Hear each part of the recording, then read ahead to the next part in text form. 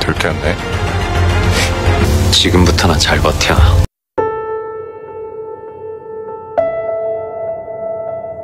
Pada saat itu, Kim Hae-il melihat sebuah drone. Ia mencoba mengikuti kemana drone itu pergi, namun sayang ia tidak bisa mengejarnya. Namun, ia sudah tahu jika yang membakar patung di gereja adalah para pembunuh dari Laos. Tidak beberapa lama kemudian, polisi pun datang. Sayangnya di gereja itu sama sekali tidak ada CCTV, karena menurut pimpinan pendeta Lee, di tempat yang suci itu tidak akan mungkin orang melakukan hal yang jahat dan juga keji. Polisi itu berkata, kemungkinan ini adalah ulah seorang fanatik karena 2 tahun yang lalu ada seorang fanatik yang juga membakar patung Buddha di kuil. Dan dengan seenak jidat, polisi itu malah berkata lagi jika kemungkinan hal ini terjadi karena seorang pastor selalu mencampuri urusan orang lain, seolah-olah menyindir Kim Hae-il. Bukannya mencari solusi, polisi, detektif, anak buah Jaksanam itu malah memperburuk keadaan. Kim Hae-il lalu menceritakan siapa yang sudah melakukan ini kepada pimpinan Pastor Lee, di mana ada manusia berhati iblis yang sedang membangun bisnis kartel narkoba yang malah bersekongkol dengan jaksa dan juga polisi bagaikan saudara. Pimpinan Lee paham apa yang terjadi, namun ia bingung apa hubungan gerombolan jahat tersebut dengan Kim Hae-il. Sebagai seorang pastor, dia seharusnya tidak boleh mengejar gembong narkoba tersebut, apalagi sampai Chae-duo ikut-ikutan. 본분에 어긋나는 일입니다. 악을 쫓는데 경찰. Sementara itu, Jaksa Park sedang mengurus anak menteri yang menjadi pecandu narkoba. Jaksa Park berhasil menghubungi ayah anak tersebut yang bekerja sebagai menteri dan kemudian langsung melaporkannya kepada Jaksanam. Jika sebagai menteri, orang itu akan bersedia mengosongkan jadwalnya untuk menemui Jaksanam dan membicarakan hal ini secara pribadi. Jaksanam juga menyuruh Jaksa Park untuk mencari cara agar teman anak menteri tersebut, yaitu Oh Jin Yong, agar bisa disalahkan. Padahal hasil lab menunjukkan anak tersebut bebas dan bersih dari narkoba. Setelah itu, Jaksanam dan Jaksa Park pun selesai bekerja. Pada saat itu, Jaksa Park kemudian mengikuti kemana Jaksanam pergi. Sebelumnya, Kim Hae-il pernah memberikan sebuah kertas canggih kepada Jaksa Park. Kertas itu berisikan GPS dan Jaksa Park harus bisa memberikannya kepada Jaksanam agar mereka tahu di mana Jaksanam menyimpan berkas-berkas penyelidikannya. Rupanya, Jaksanam menaruhnya di sebuah rumah permainan kartu. Di dalamnya ada sebuah tempat penyimpanan yang cukup besar. Di dalam penyimpanan itu, Jaksanam membuat rekaman video tentang kasus-kasus yang ia kerjakan.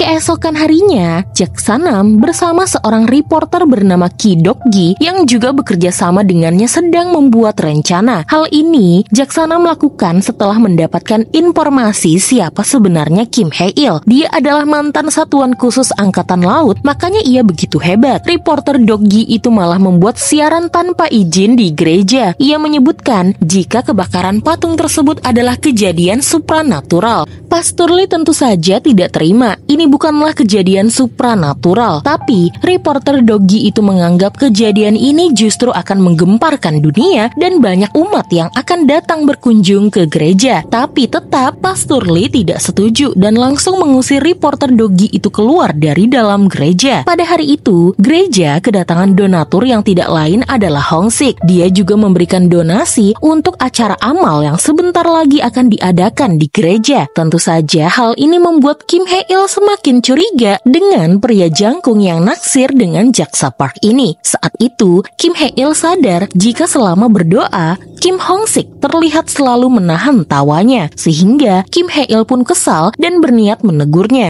Tapi ia malah gagal fokus ketika melihat Jaksa Park yang rupanya ada di sana dan diam-diam menyamar menjadi biarawati. Kedatangan Jaksa Park ke gereja karena ia rindu dengan Suster Kim dan juga Pastor Han. Ia tahu Hong Sik bakalan datang, makanya ia menyamar menjadi suster. Selain itu, ia ingin Kim Hae-il mengadakan pengusiran setan di rumahnya karena belakangan belakangan ini, Jaksa Park tidak bisa tidur karena ternyata di rumahnya ada sosok hantu wanita berbaju polkadot. Singkatnya, Hei lalu membantu kawannya itu melakukan pengusiran setan. Dan lucunya, hantu wanita itu benar-benar pergi setelah melihat Hei, bukan karena ketakutan, tapi sepertinya wanita itu naksir kepada Hei.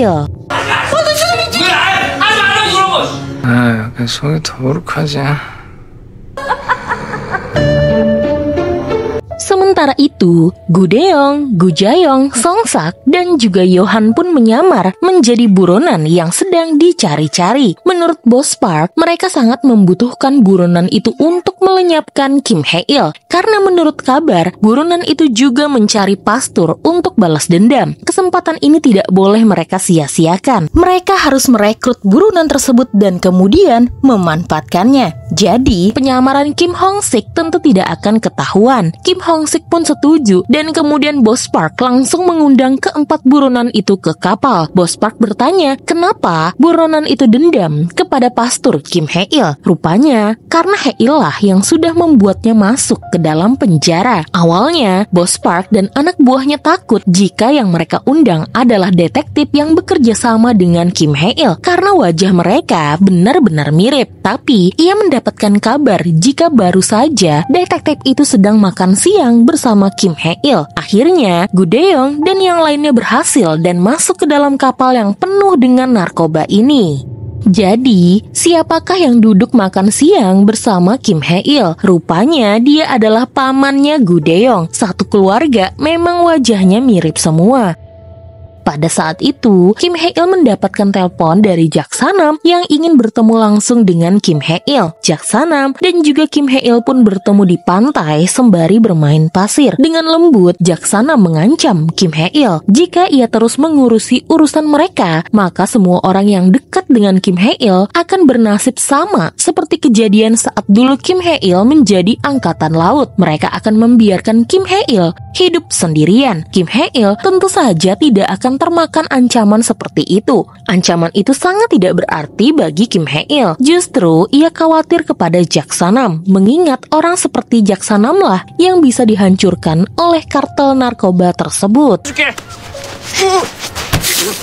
Kim Hye-il tentu tidak tinggal diam. Dia harus segera mengungkap kartel narkoba ini. Siapa sebenarnya orang bertato kadal tersebut dan kemudian siapa bos kartel narkoba itu. Ia lalu menemui temannya yang bekerja di perpustakaan Busan dan mereka menemukan jika kartel narkoba ini bernama Saban. Kartel narkoba paling terkenal di Laos. Kelompok bertato mereka disebut dengan Gecko. Tim pembunuh serba bisa. Mereka sangat kuat karena dipimpin oleh kepala kartel dari kemiliteran Baklak yang menguasai politik dan juga militer. Namun tahun lalu, bos kartel meninggal dunia akibat serangan jantung. Dan sekarang kartel tersebut berpindah ke tangan kanan Baklak, yaitu Puka, orang yang keji seperti Hitler. Sayang, foto Puka tidak memperlihatkan wajahnya. Dan saat ini kabarnya Puka sudah menghilang dan Kim Hye-il curiga Puka sedang berada di Korea. Jika benar, maka dalam setahun Korea akan menjadi kerajaan narkoba.